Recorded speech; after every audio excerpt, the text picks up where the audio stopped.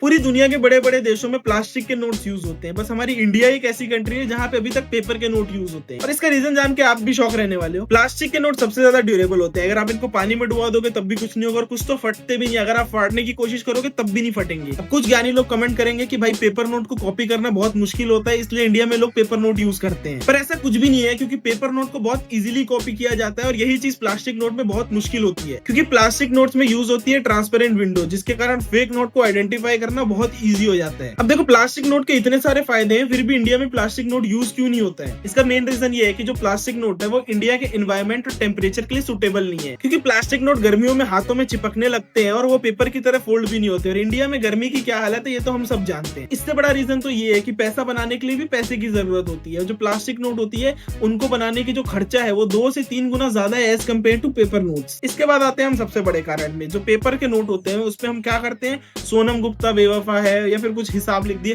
वो चीज हम प्लास्टिक के नोट पे नहीं कर पाएंगे। इसीलिए शायद इंडिया वाले प्लास्टिक नोट यूज नहीं करते। बाकी देखो, ये बात तो मैंने इसी मजाक के लिए बोल दी, बट अगर आपको कंटेंट अच्छा लगा तो मुझे फॉलो जरूर कर लेना।